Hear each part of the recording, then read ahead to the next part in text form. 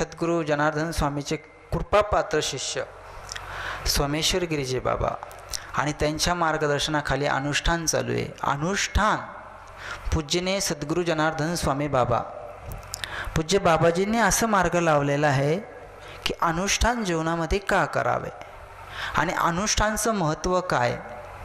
तर अनुष्ठान पशुपक्षी करत नसतात, अनुष्ठान मनुष्य करत असतात.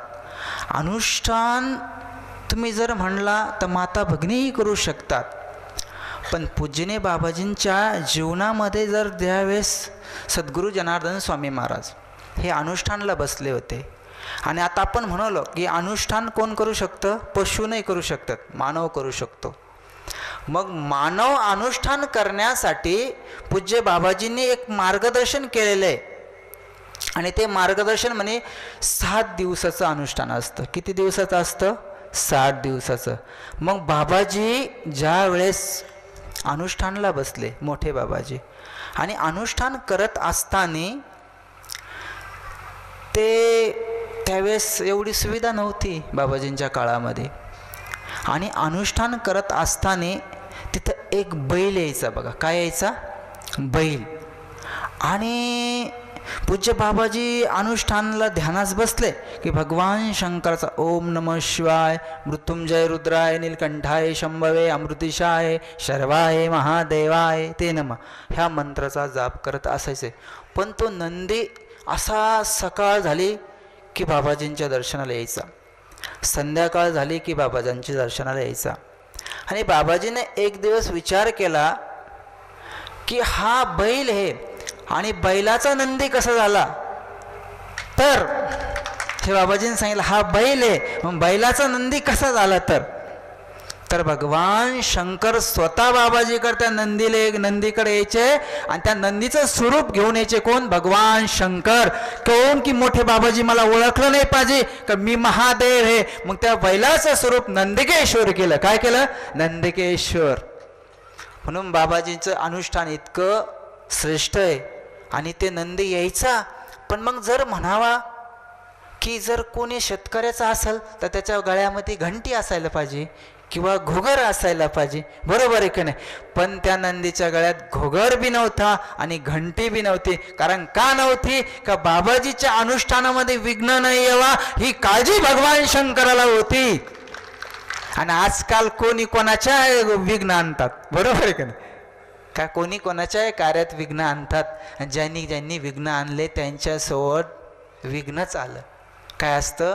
बाबाजी सांगतात अनुष्ठान करा, अनुष्ठानानं तुमचं घर बी सुखी होईल आणि तुम्ही बी सुखी होईल. याच्याकरता अनुष्ठान असतं. काय? अनुष्ठान हे फक्त अंगठ्याने नसतं. लोक म्हणतात नामस्मरण करायचं, नामस्मरण करावंच लागतं. पण त्या देवतेचा अधिकार असेल, त्या देवताचा मंत्र असेल, त्याचं अनुष्ठान करणं गरजेचं आहे. त्या देवतेचं नामस्मरण करण्याचं गरज आहे. कारण भाजी भाकरीचं नामस करून जमणार नाही, ते खावा लागल. तेव्हाच माणूस अनुष्ठान करू शकतो. कोणी फलाहारी असू शकतो, बरोबर आहे का नाही. भाजी भाकर म्हणलं जमन का? त्याला काय करावं लागल? बनावं लागल, खावा लागल. आणि भाजी भाकर खाल्ली तर शरीराला ताकद येईल आणि ताकद आली तर नामस्मरण होईल.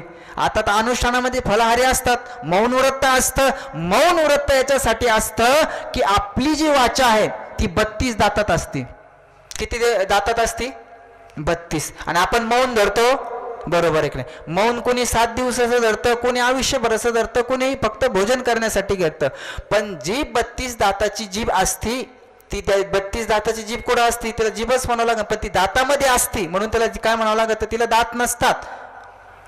पण ती 32 दाताची जीभ दातामध्येच असती. आणि 33 कोटी देव. लक्षात ठेवा अनुष्ठानावाले. विषय असा गंभीर आहे, काळजाला स्पर्श करून घेऊन जाणार आहे. 32 दातामध्ये काय असते? जीभ असते, बरोबर. आणि 33 करोड काय आहे? देवता आहे. एक अंक वाढवला मी फक्त. मग आपण 32 दात जर धरले आणि 33वी जर जीभ धरली, काय धरायची? 32 दात धरायचे, 33वी जीभ धरायची, बरोबर. 33. आणि आपले देवता किती आहे? 33 कोटी. किती आहे? 33. किती 3 येतात? 3 किती येतात? 2 येतात ना 33 म्हणल्यानंतर, आणि त्या 33ची बेरीज केल्यानंतर किती येते? 6. किती येते? 6 येतं, बरोबर आहे. मग पूजनीय बाबाजींनी सांगितलेलं आहे की 6 आणि 33 जर घेतले, 33 मध्ये 6 मिळवले किती झाले? 33 मध्ये 6 मिळवले किती झाले? 39, बरोबर. 39 3वर किती आले? 9 आले, बरोबर आहे का? मग जी शक्ती असते 39 किती जरी घेतलं तर 3चा आकडा येतच ना, पण 3चा आकडा कुठं आला? पुढं आला. आणि 9चा आकडा कुठं आला? मागं आला. मग आपण कुठे जरी गेलं तर पळसाला पानं 3च राहणार. ह्या बाबाकडे जाय ना तर त्या बाबाकडे जाय. आपल्याला अशी खोड असते आपल्या जीवनामध्ये, बरोबर आहे का नाही? मग ती खोड करण्या कुठे जर गेलं तर 3च्या मागच येणं येईल त्याला 33ला, बरोबर आहे का? ती शम अंकशास्त्रामध्ये त्याला सांगितलंय विषम आणि शम याच्यामधला जो फरक असतो तो अनुष्ठान असतो. काय असतं? अनुष्ठान. हा अनुष्ठानाचा शम आहे. आपल्याला अनुष्ठान कळत नाही ना. का कळायचं? बाबाजींचं कडं घातलेलं आहे, बाबाजीचं नामस्मरण केलेलं आहे. पण बाबाजीनं याच्या पुढली जी शक्ती सांगितली, धर्म प्रवत्तास्तो न मावे याशंत प्रवत्तो न स्मरण प्रवत्ते शक्ती भानशकडा. जी शक्ती आहे आणि जी माता आहे, कारण मातेपासूनच बाबाजी पण जन्माला आले. आम्ही बी जर आलो असून तर मातेपासूनच जन्माला आलो. मग ती एक शक्ती असते, त्या शक्तीतून युक्ती करण्याकरता काय करावं लागत असतं? आपलं देवाचं नामस्मरण करावं लागतं. आता नामस्मरण करायचं आहे ते प्रभू रामचंद्राची काल रामनवमी झाली. काय झाली? रामनवमी झाली. आता रामनवमी अशी झाली की भगवंताने 14 वर्ष अनुष्ठानच केलं ना. 14 वर्ष प्रभू रामचंद्राचं काय होतं? अनुष्ठान होतं, तप होतं. काय होतं? तप. त्या तपामध्ये असं श्रेष्ठ होते की प्रभू रामचंद्र फलाहारी होते 14 वर्ष. किती वर्ष होते? 14 वर्ष फलाहारी होते. नाही तर मग माता शबरीने तर त्यांच्यासाठी भोजन बनायला पाहिजे, बरोबर आहे की नाही? पण तिने भोजन का नाही बनवलं? की ते फलाहारी होते. जसं तुम्ही अनुष्ठानामध्ये फलाहारी असते म्हणून ती बोर आणायची. काय आणायची? बोर आणल्यानंतर ती खायची, कारण ते जर आंबट लागलं तर प्रभूला चालणार नाही, म्हणून ती बोर गोड द्यायची. म्हणून 14 वर्ष प्रभू रामचंद्र वनात बोर नाही झाले, म्हणून बोर शबरी मातानं दिलं. लक्षात ठेव. का? 14 वर्ष बोर नाही झाले, त्यांना बोर भेटलं. आपण तर साधा बोर घेतला आणि त्याला पाणी नाही लागत, आपला चेहरा उतरून जातो, बरोबर आहे का नाही? मग ते 14 वर्ष बोर नाही झाले, ते प्रभू रामचंद्र होते. काल त्यांची काय झाली? नवमी झाली. म्हणून प्रभू रामचंद्राने 14 वर्ष वनवास केला. 14 वर्ष वनवासामध्ये फलाहारी राहिले, आणि राहिले तर राहिले. रावण इतका शक्तिशाली होता. जसे पूज्यने बाबाजी भगवान शंकराचे अति महाश्रेष्ठ भक्त होते. कोण? जनार्दन स्वामी महाराज. तसेच रावण सुद्धा भगवान शंकराचा महाभक्त होता. मग तो महाभक्त कसा होता? बाबाजी जसे भक्त होते तसा रावण पण भक्ती होता ना. मी तुम्हाला अनुष्ठानावरच येऊन सोडणार आहे, कारण तो विषय मी सांगितला काळजाला स्पर्श करून घेणारा विषय. प्रभू रामचंद्र आणि रावण दोघांची रास एकच होती. काय? तुळ रास होते. पण कर्म कोणाचं कसं होतं? कोणाचं कसं होतं? मग प्रभू रामचंद्राला जर अनुष्ठान करून रावणाचं वध करावं लागलं. कोणाचं वध करावं लागलं? रावणाचं वध करावं लागलं. तर रावणाला पहिलं काय करावं लागलं? प्रथम स्त्रीची चोरी करावं लागली.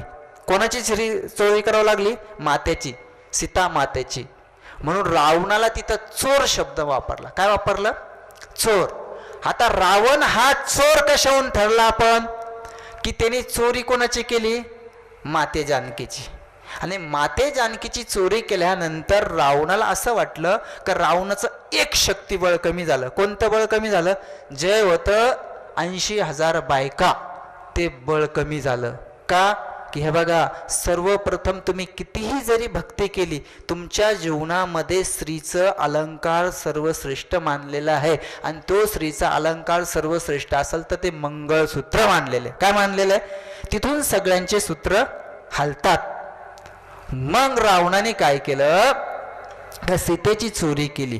आता सीतेची चोरी केल्यानंतर रावणाचं एक बळ कमी झालं. त्यानंतर रावणाला वाटलं आता आपल्याला दुसरं बळ कमी करायचं. तर प्रभू रामचंद्राला 14 वर्ष पायी फिरावं लागलं. कुठं फिरावं लागलं? 14 वर्ष पायी पायी फिरवलं, ते एक अनुष्ठान आहे. काय अनुष्ठानात किती ताकद आहे हे तुम्हाला आज आम्ही दाखवून देणार. आणि अनुष्ठान पुन्हा प्रभू रामचंद्र पायी पायी गेले. कुठे गेले? लंकेत गेले. लंकेत जाताना त्यांना किती विघ्न आला असेल, बरोबर आहे की नाही? मग आपल्याला अनुष्ठान करताना किती विघ्न आला असेल. कधी भूक लागली असेल, कधी तहान लागली असेल, कधी अतिशय गोष्ट बोलायची आली असेल, तर आपण तिथं काय करतो? मन मारून जपतो. पण ते काय? अनुष्ठान आहे. अनुष्ठानाचा अर्थ नुसता अंगठा नाही. जर आता अंगठा टेकल्याशिवाय बी काही कळत नाही ना. कळतं का? कळतं का? प्रत्येकाच्या मोबाईलला अंगठा लावलेला आहे, बरोबर आहे की नाही? मग अनुष्ठान महत्वाचं आहे आणि अंगठा बी महत्वाचा आहे. पूर्वी जरी आता किती सिग्नेचर केलं तुम्ही तर अंगठ्यालाच महत्व आहे. कशाला महत्व आहे? किती शिकलेला असू दे, ते महत्व अंगठ्याला असतं. मग रावणाने कुठं अंगठा लावला होता? कैलास पर्वत उखडण्यासाठी. कुठं लावला होता? कैलास पर्वत उखडण्यासाठी. त्या अंगठ्याने कैलास पर्वत रावणाने 3 वेळेस उखडला होता. किती वेळेस उखडला होता? नुसतं अंगठ्याने. कारण अंगठ्यात ताकद काय? शुक्र आहे. आणि शुक्र ज्याचा बलवान असतो त्याला संजीवनी विद्या प्राप्त होते असते. तो मेलेला माणूसही जीवन करतो. ती ताकद अंगठ्यात आहे. म्हणून माणूस जरी मेला तर डॉक्टर काय करतं? अंगठा घेतं का नाही? मग मेलेला माणूस जिवंत होतं का नाही? ही शक्ती अंगठ्यामध्ये, बरोबर? ही शक्ती अंगठ्यामध्ये, तेवढीच शक्ती अनुष्ठानमध्ये. आणि अनुष्ठानमधली जी शक्ती ती आपल्याला पावर करून जात असते. मग रावणाने 3 वेळेस काय उचलला? कैलास पर्वत उचलला. आता कैलास पर्वत जर 3 वेळेस उचलला तर इकून तिकून ज्या पादुका भेटल्या होत्या ती भरताना घेऊन टाकल्या. कोणाच्या? रामाच्या. स्मरण रामाचंच करावं लागतं. भगवान शंकराला सुद्धा स्मरण कोणाचं करावं लागलं? प्रभू रामचंद्रचं करावं लागलं. आणि त्या स्मरणामध्ये प्रभू रामचंद्र पायी पायी निघाले. निघाल्यानंतर रावणाची दुसरी शक्ती कमी झाली. दुसरी शक्ती कमी झाली. रावणाने असा क्राईम केलेला होता की तो कोणीच करू शकत नव्हता. रावणासारखा क्राईम कोणी केला नव्हता. कारण रावणाच्या लंकेमध्ये पुण्य नावाची वस्तूच नव्हती. काय नव्हती? मग पुण्य नावाची वस्तू नव्हती तरी रावण श्रेष्ठ होता. कारण की का श्रेष्ठ होता? का प्रभू रामचंद्राला त्याच्याकडे जावं लागलं त्याचं वध करण्यासाठी. केवळ का? की तो भगवान शंकराचा महात्मा होता. आणि भगवान शंकराची जी पूजा करतो त्याला सर्वश्रेष्ठ मानतात. काय मानतात? सर्वश्रेष्ठ. तुम्ही जरी भगवान शंकराच्या मंदिरात जात असाल, एक लोटा जल घेत असाल, पण त्या तांब्यामध्ये, त्या लोट्यामध्ये जर तुम्ही थोडेसे काळे तीळ, थोडेसे काळे उडीद आणि एक पांढरा कपडा आहे ना, पांढरा कपडा, तो भिजून छोटासा एवढा एवढा तो जर त्या तांब्यात टाकला ना आणि भगवान शंकरावर जर चढलं तर 3 लोकाची संपत्ती अशी भेटते. ही रावणाला भेटली होती. कोणाला भेटली होती? पण त्याच्या काही इच्छा पूर्ण नव्हत्या झाल्या, फक्त भेटली होती. काय झालं? ती भेटली होती, इच्छा पूर्ण झाली नव्हती. तसं आपण आपल्या जीवनामध्ये अनुष्ठान करतो. जसं प्रभू रामचंद्र येताना अनुष्ठान झालं त्यांचं. जाताना कशाने गेलते? पै पै. येताना कशाने आलते? हवाई जहाजने, बरोबर आहे का नाही? येताना पुष्पक विमान होतं ना. तसं तुम्ही हे अनुष्ठान करतात, अनुष्ठानसाठी इथं आलेले आहेत. तुम्ही येताना पै पै आले असाल, आता गाडीवर आले असाल, पण जाताना तुम्ही जेवढं पुण्य घेऊन जाशाल ना तर पुण्याचं पुराण तुमच्या घरी सद्गुरू जनार्दन स्वामी आणल्याशिवाय राहणार नाही. ते पुण्य तुमच्या जीवनात उतरून तुमच्या जीवनाचा पूर प्राप्त करून देणारं ते पुण्य असतं. याच्याकरता अनुष्ठान महत्वाचं असतं. म्हणून स्त्रीची एवढी ताकद असते. तर पहिलं त्या लंकेचं नाव काय होतं माहिती का? लंका. काय होतं? काय होतं? लंका. पण जेव्हा स्वतः सीतामाता रावणाने चोरून गेल्यानंतर त्या लंकेचं नाव काय आलं? श्रीलंका. मग सीतेमध्ये आणि या स्त्रीमध्ये ताकद कमी का? माते मावलं हो, तुमच्यात जी ताकद आहे ती कोणात नाही. काय सांगा? डायरेक्ट श्रीलंका. काय झालं? श्रीलंका. मग तुमची ताकद केवढी? नाही तर तिला पहिलं लंका म्हणत होते. काय म्हणत होते? पण जेव्हा माता सीता तिथं गेली तर त्या लंकेचं नावच बदललं, श्रीलंका. आज बी जर नाव असलं तर श्रीलंका असतं. मग तसं अनुष्ठानामध्ये जी ताकद आहे, अनुष्ठान, हे अनुष्ठान तुमचं काय बदलून जातं? कर्म. कोण म्हणतं कर्म बदलत नाही? बदलतं. पण तुमच्यात ती शक्ती आणि ती विश्वास बाबाजीवर असतं. जसे सोमेश्वरगिरी बाबांची इच्छा आणि विश्वास जनार्दन स्वामी महाराजावरती, तर त्यांचं आज तकदीर बदललं की नाही? कोण नाही म्हणतं बदललं, बरोबर आहे का? त्यांच्यासारखं तपस्वी कोण आहे? हो, विचार करा. असे महात्मा आम्ही थोडे बघतो बरं का, जीवनात बोटोर मोजा इतके असते. सोमेश्वरगिरी बाबा यांच्या तपाकडे बघा ना तुम्ही, काय तप आहे, अनुष्ठान आहे. आणि त्या अनुष्ठानाच्या जीवनात ते राहतात. अशा लोकांना का देव भेटणार नाही हो? का भेटणार नाही सांगा ना तुम्ही? कारण की त्यांनी चित्तच केलेलं आहे ना देव भेटण्यासाठी. काय केलेलं आहे? देव भेटतो पण तो ओळखण्याची जाणीव आपल्या दृष्टीत नसते आणि दृष्टीत नसल्यामुळं आपण सृष्टीमध्ये येताना काय करतो? चूक करतो. दृष्टी जर फुल असेल तर देव भेटतो. जनार्दन स्वामी महाराजांना देव भेटला. बाबाजीच्या जिबीना निस्त ओम नमः शिवाय, ओम नमः शिवाय, ओम नमः शिवाय. भगवान शंकर सद्गुरु जनार्दन स्वामीला अंधसूरला येऊन साक्षात दर्शन दिलं. ते जनार्दन स्वामी होते. जगाला जनार्दन करून दिले. काय? आणि जगत गुरु झाले, राष्ट्रसंत झाले ते. म्हणून बाबाजींचा जेवढा महिमा आपल्या जीवनात उतारला ना जनार्दन स्वामी महाराजांचा, तेवढाही श्रेष्ठ आहेच. जसं बाबाजीने अनुष्ठान केलं तसं मनुष्याला अनुष्ठान करावं लागतं. का करावं लागतं? का देवाने हे अनुष्ठान केलेलं आहे. भगवान शंकराला अनुष्ठान करावं लागलं. तुम्ही कसं काय म्हणतात महाराज? याचं प्रमाण आहे, पुरावा आहे. भगवान शंकराने ज्यावेळेस सांगितलं होतं आदिनाथ गुरु सकळसी धनसा आणि मच्छिंद्र तयाचा मुख्य शिष्य, काय सांगितलं? मुख्य सांगितलं, मुख्य नाही. मुख्य आपण होतो. काहून? देवाचं नाव जर आपल्या तोंडावर नाही आलं तर मग आपण त्याला काय म्हणलं? मुख्यच म्हणावं लागेल ना. आणि ज्यांच्या तोंडातून देवाचं नाव येतं त्याला मुख्य शिष्य म्हणलेलं. काय? भगवान शंकराने ज्या वेळेस प्रभू रामचंद्राचं अनुष्ठान केलं तर साक्षात त्यांना भगवान विष्णूने मार्गदर्शन केलं, ब्रह्मदेवाने मार्गदर्शन केलं. आणि तीच परंपरा सद्गुरू जनार्दन स्वामी महाराजांना जय बाबाजी परिवाराला लावून दिलेली की अनुष्ठान हे जीवनामध्ये का श्रेष्ठ आहे.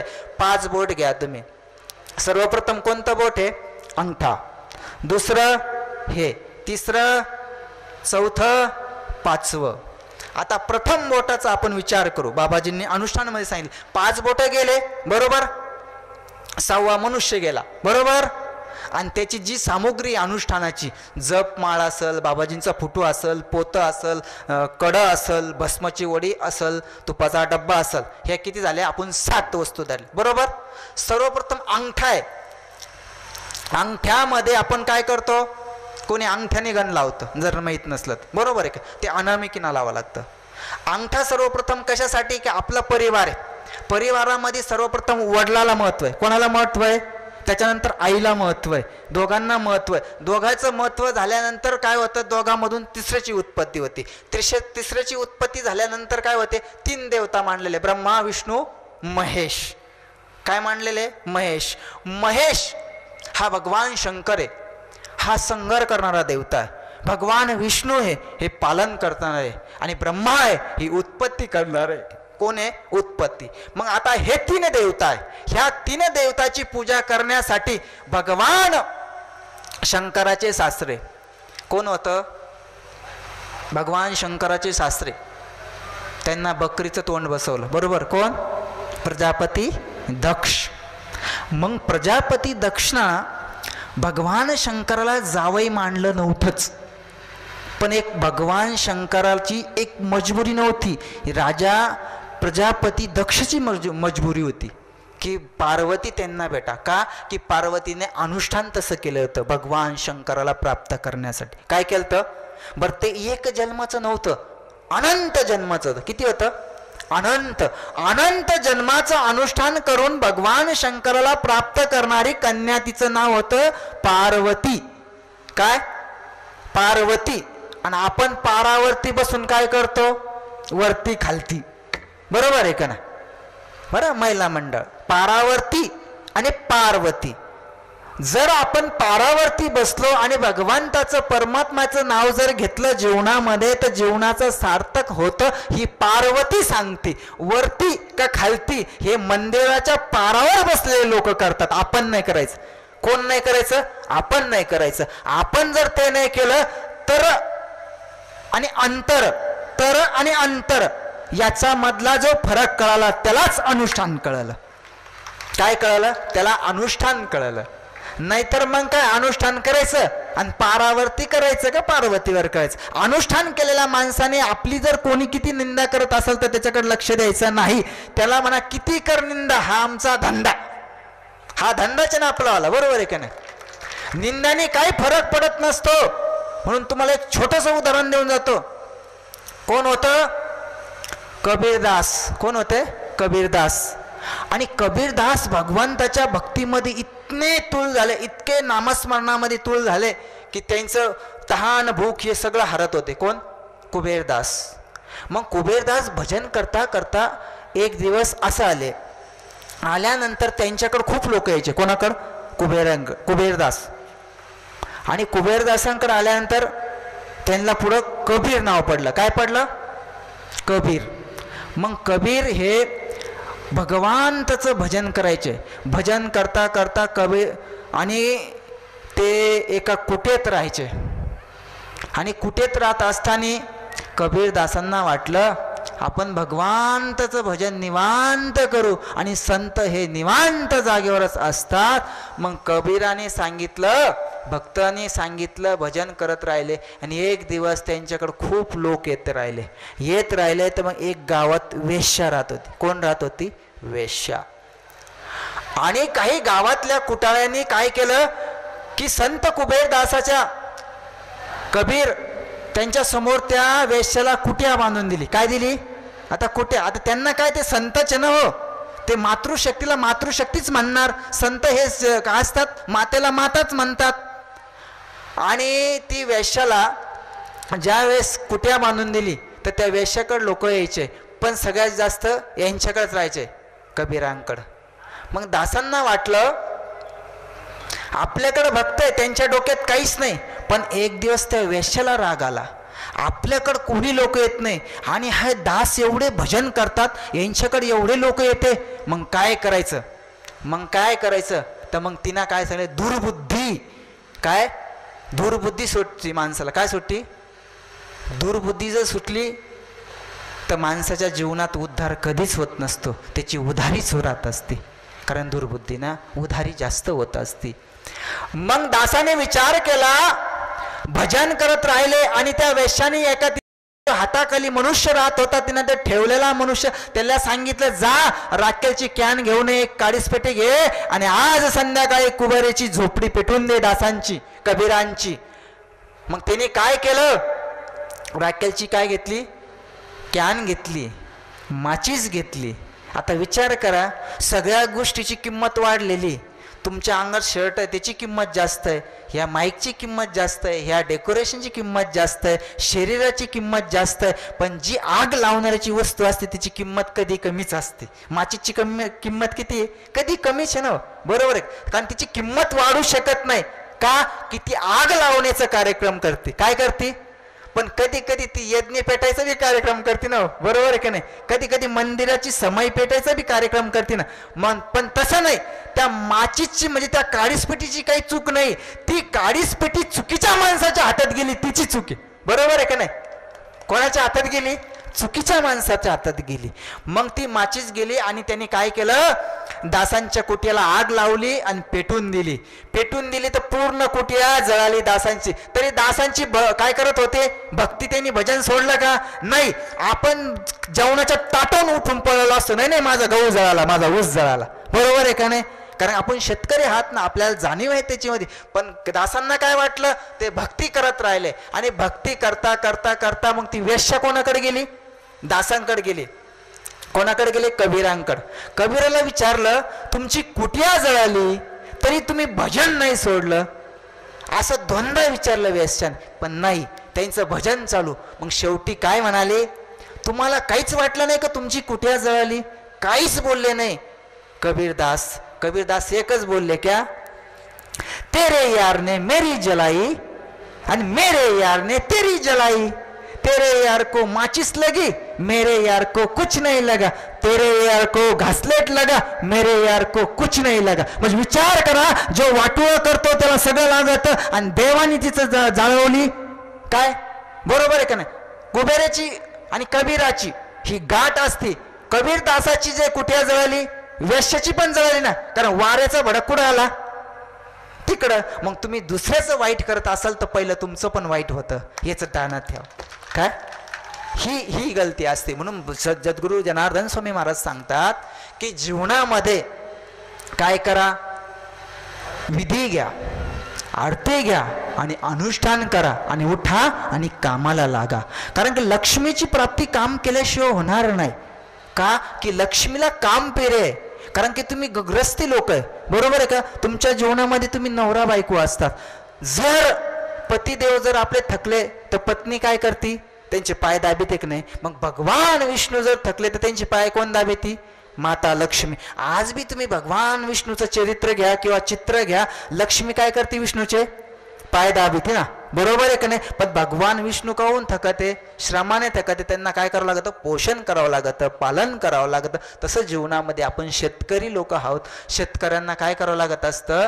आपलं शेतीमध्ये माल घ्यावा लागत असतं, कष्ट करावं लागत असतं. कष्टामधून प्राप्त झालं आणि ते प्राप्त झालं तर धर्म कार्याला लावल्या जातं. म्हणून शेतकरी सर्वश्रेष्ठ मानलेला आहे, कारण तो जगाला पोहोचू शकतो, तो शेतकरी असतो, बरोबर आहे का नाही? म्हणून जीवनामध्ये आपल्याला अनुष्ठान बाबाजीने सांगितलेलं आहे. आता बाबाजीचं अनुष्ठान आपल्याला करण्याची गरज काय? आता अनुष्ठान म्हणणार, अनुष्ठान करून आमचा काय फायदा झाला? काहींचा अशी गत असते, आम्ही इतक्या दिवस सेवा केली हो भगवंताची, बाबाजींची सेवा केली, अनुष्ठान केली, पण आमच्या जीवनामध्ये आमच्या परिवारामध्ये कुठलाही बदल झाला नाही. बदल करण्यासाठी तू त्याच्यावर निष्ठा तेवढी ठेवली नाही, म्हणून तुझ्यात बदल झाला नाही. तू निसटला, निष्ठा कमी होती. काय होती? निष्ठा कमी होती. आणि निष्ठा कमी असल्यामुळे बाबाजीनं तुझं कल्याण नाही केलं. पण सद्गुरू जनार्दन स्वामीचा भस्म सुद्धा कल्याण करतो, तर तुम्ही अनुष्ठानचे विचार करताय काय? अनुष्ठान केलं तर विचार नाही करायचा, कल्याणच होणार. कारण भस्म कल्याण करतो, तो विचार काय? लावून भस्म आरती. बाबाजीचे एक आरतीमध्ये एक कडवं येते काय? ते आता आम्हाला संगीतमयची सवय लागेली महाराज, त्याच्यामुळे प्रमाण द्यायला कोणी नसलं म्हणते काय होतं? एकट्याला जास्त बोलावं लागतं ना, संगीताची सवय लागलेली. म्हणून प्रमाणे, आणि ते प्रमाण सद्गुरू जनार्दन स्वामी महाराजांनी आपल्याला दिलेलं आहे. म्हणून छोटासा एक बाबाजीचं तुम्हाला जीवनाचं उदाहरण सांगून देतो. बाबाजींनी काय केलं? बाबाजीने अनुष्ठान करताना, बाबाजी स्वतः अनुष्ठान करायचे, लवंग खाऊन करायचे, कधी कधी दूध पण घ्यायचे. पण सद्गुरू जनार्दन स्वामी महाराज ज्यावेळेस जातेगावच्या डोकणावर गेले ना, पिनाकेश्वर मंदिरावर, पिनाकेश्वर मंदिरावर बाबाजी गेले, आणि गेल्यानंतर बाबाजीला जो नंदी न्यायचा होता का, आज बी जा पिनाकेश्वर महाराजाच्या मंदिरावर गेल्यानंतर एक नंदी, काय नंदी, आणि तो नंदी खाली होता. आता बऱ्याचशा लोकांनी उच्छाला तो नंदी वर जाईनच ना. मग स्वतः सद्गुरू जनार्दन स्वामी महाराज गेले आणि त्या नंदीच्या कानामध्ये बाबाजी काय बोलले? तो नंदी तसा 10 माणसाला उचलत नव्हता, आणि बाबाजी त्या नंदीच्या कानामध्ये काहीतरी बोलले, तो पुष्टसारखा 2 माणसांनी उचलून तो जातेगावच्या डोंगरावरती, आज बी जा तिथे तो पिनाकेश्वर महाराजाच्या समोर, ही जनार्दन स्वामीची एका भाषणालाही देव बदलू शकतात. तर तुम्ही मनुष्य आहे ना, तुम्हाला हात पाय तोंड मूग कान सगळं आहे ना, सर्व इंद्रिय आहे ना, पण त्या इंद्रियावर कंट्रोल करण्यासाठीच अनुष्ठान आहे. आणि अनुष्ठानापासून माणूस पुढे जात असतो, मागं येत नसतो. म्हणून बाबाजीने जेवढी भगवान शंकराची पूजा केली तेवढाच विश्वास तुम्ही सोमेश्वर बाबाजवळ ठेवला तर तुमचं जीवन बी बदलू शकतं. पण विश्वासाचं महत्व आहे, कारण विष आणि विश्वास दोघांची रास एक आहे. काय? विष आणि विश्वास दोघांची रास एक आहे. जर दोघं समान नाही झाले तर राख व्हायला पण वेळ लागणार नाही. काय? विष आणि विश्वास जर समान नाही राहिले तर तुमच्या जीवनाची राख व्हायल्याशिवाय नाही. कारण विश्वास जेवढा विश्वास आहे तेवढाच विषावर ठेवायचा. कारण कोणी आलं तर कानातल्या विषयावर विषच नाही. कोणत्याही गोष्टीचा विलाज होतो. एखाद्याला साप चावला त्याचा विलाज आहे, एखाद्याला कुत्र चावलं त्याचा विलाज आहे, बरोबर आहे का नाही? एखाद्याला जखम झाली त्याचाही विलाज आहे, एखाद्याला रोग झाला त्याचाही विलाज आहे. पण जर एखाद्याने विश्वासघात केला तर त्याच्यावर उपचारच नाही. कारण विश्वासघाताला उपचार आहे का? नाही. म्हणून विश्वासघात करणाऱ्या व्यक्तीपासून आणि विश्वासघात करणाऱ्या व्यक्तीपासून कधीही दूर राहायचं. आणि जो भगवंतापर्यंत आपल्याला पोचवतो ती व्यक्ती, ते संत, तो धर्म, तो देश आपला कधीच बुडून देणार नाही. ती शक्ती आपल्यामध्ये देव दानव याला प्राप्त करतो. दानवालाही देवाना शक्ती दिली आणि मानवालाही देवाला शक्ती दिली, पण त्या शक्तीचा उपयोग आणि शक्ती जागृत करण्याकरता संत लागते. आणि ते संत भेटले सोमेश्वरगिरी बाबा, आणि त्यांना भेटले सद्गुरू जनार्दन स्वामी महाराज. मग आपल्या जीवनाचं कल्याण झाल्याशिवाय राहणार नाही. ही शक्ती शक्ती, मातृशक्ती, पितृशक्ती आणि जागृत शक्ती आणि अपुत्र शक्ती आणि पुत्र शक्ती याच्यामधला योग आणि योग ज्याला कळाला त्यालाच संत आणि धर्म कळाला. नाहीतर अन्य धर्माला विचारण्याचा प्राप्त आणि प्रत्यक्ष जीवनाला शक्ती देणारा धर्म कधी जीवनाचा उद्धार करू शकणार नाही. हे तुम्ही जाणून घ्या आणि जाणते व्हा. जानवा घातल्याने जाणवत नाही, त्याला प्राप्ती करण्यासाठी रुद्राक्ष लागतो. काय लागतो? रुद्राक्ष. आणि तो रुद्राक्ष आपल्या जीवनामध्ये सत्कर्म करून देत असतो. जाणव्याने जाणीव होती, पण ती कोणती होती? गायत्रीची. पण आजकाल गायत्रीची जाणीव करण्याला ती वृत्ती करणारी शक्ती कमी झालेली आहे. माणूस कुठेही खातो, कुठेही राहतो, कुठेही बसतो, कुठेही उष्टतो आणि कुठेच उष्ट खातो. बरोबर आहे का? मग त्याच्यामुळं उष्ट खाणारा माणूस जीवनामध्ये कधी श्रेष्ठ होत नसतो. म्हणून खायचं तर संताचं आणि धर्माचं आणि देवाचं उष्ट का. कोणाचं? देवाचं, संताचं आणि धर्माचं. कधी तुम्ही भ्रष्ट होणार नाही. ही शक्ती देवाची. म्हणून मी तुमचा जास्त वेळ घेत नाही बाबाजी, मला पुढे कार्यक्रम पण आहे. म्हणून सोमेश्वरगिरी बाबा आहेत आमचे, खूप प्रेमळ आहे. बाबांकर जर बघितलं तर वाटतं हे काय, सकाळचं तेज बघितलं, दुपारचं तेज बघितलं. खरंच ना बाबा, काय एक अपूर्व शक्ती सद्गुरू जनार्दन स्वामी महाराजांना दिलेली. आणि ही गोष्ट आपण जाणवत नाही. काय मी समस्त सांगत असतो, जिथं पिकत तिथं ऐकत नाही, जिथं ऐकत तिथं पिकत नाही. मार्केटला जर नेलं, कारण शेतात तुम्ही काय करू शकता? सौदा करू शकतात, पण इकावा कुठं लागणार? मार्केटला. बरोबर आहे का नाही? आता जिथं इकत तिथं पिकत नाही, जिथं पिकत तिथं इकत नाही. आता मार्केटला इकत पण पिकत नाही ना, पिकत शेतात ना. मग ही शक्ती असते. काय? बरोबर आहे का नाही? मार्केटला पिकत नसतं, शेतात पिकट असतं. म्हणून जिथं संत असतं आपल्याला त्यांची किंमत कळत नसते. जिथं मंदिर असतं त्या देवाची किंमत आपल्याला कळत नसतं. घरामध्ये व्यक्ती असते त्याची किंमत आपल्याला कळत असतात नसते. पण जवळ पैसा असतो त्याची किंमत काय कळते? बरोबर आहे का नाही? ती लक्ष्मी, कारण ती लक्षात ठेवती. म्हणून संतांच्या सानिध्यात राहा. कोणाच्या सानिध्यात राहा? संताच्या सानिध्यात राहिलं तर तुमची संगत चांगली होईल, आणि सैतानाच्या सानिध्यात राहिले तर तुम्ही सैतान होणार. म्हणून संतांची संगत करा. संतांची संगत कधी वाया जात नसे. सद्गुरू जनार्दन स्वामी महाराजांनी नागेश्वर बाबांना गुरु केलं. कोणाला केलं? नागा बाबा म्हणतो आपण. आणि त्यांच्या किती मोठा परिवार करून गेले बाबाजी. बाबाजी गेले नाही हो, बाबाजी आपल्यातच आहे, फक्त शरीर रूपाने गेलेले. बाबाजी गेलेच नाही. बाबाजी जर गेले असते तर एवढी मोठी शक्ती झाली असती का? आज विचार करा ना, महाराष्ट्रात कोणत्याही कोपऱ्यात जा, महाराष्ट्रात नाही देशात कोणत्याही कोपऱ्यात जा, जनार्दन स्वामीचे भक्त आहेच हो. जनार्दन स्वामीचे भक्त आहे. जनार्दन स्वामी महाराज एवढे तपस्वी होते, कारण की त्यांनी स्वतःची पडजी भगवान शंकराला काढून दिली ते, म्हणून त्यांची श्रेष्ठ भक्त होते. काय आता आपण जर म्हणणं नाही, एक दात पडला तर आपल्याला किती त्रास होतो, किती होतो. मग स्वतः जनार्दन स्वामीने आपली पडजीभ काढून कोणाला दिली? भगवान शंकराला. का दिली? का त्या जीबीनं एवढं भगवंताचं नामस्मरण केलं. आपली जीभ काय करते? सकाळी हॉटेलचं, संध्याकाळी घरचं. बरोबर आहे का नाही? मग ते जीबीवर ते काय, एकदा चव आणि चौथा याला वेळ लागतो, आणि वेळ लागला चौथा झाला तर मेळ लागत नाही. म्हणून जनार्दन स्वामी महाराजांना शेवटपर्यंत बारदाना घातला हो अंगावरती. आम्ही तरी चांगले कपडे घालतो, हे बा आमचे कपडे चांगले. जनार्दन स्वामी महाराजांना आयुष्यभर बारदाना घातला, आणि त्या बारदाण्यामुळं आमची 12वी चांगली झाली. झाली का नाही? 12 करतो ना आपण, जनार्दन स्वामीमुळेच झालेले आहे. जनार्दन स्वामी महाराज खूप श्रेष्ठ होते. जनार्दन स्वामी महाराजांची किती कीर्ती जर सांगितली ती आपल्या जीवनामध्ये कमी आहे. तिथं साक्षात देव येतो ते जनार्दन स्वामी, आणि देवाकर जावं लागत नाही तर देवाला स्वतः बोलवणारे जनार्दन स्वामी महाराज. बरोबर आहे का नाही?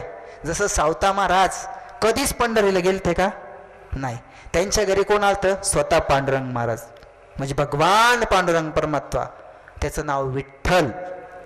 आपल्या विठ्ठल कुठं? आपल्या आरोळे मारले तर आपलं विठ्ठल लवकर येणार नाही. 3दा विठ्ठलला बोलावं लागेल तेव्हा पाणी दिलं तर दिलं जाईल. बरोबर आहे का नाही?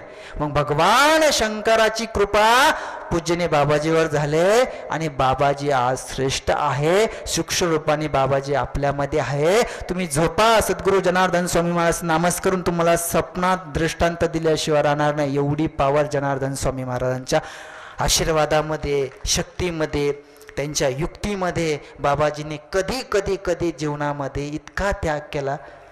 हो, आम्हाला तरी चांगल्या गाड्या, आम्ही 50-50 लाखाच्या गाड्या वापरतो. खरंच ना, खरंच काय सांगतो मला जे. पण बाबाजी काय डोलीत जायचे, काय असेच जायचे, ट्रक असायची, ती पूर्वी मार्शल गाडी असायची.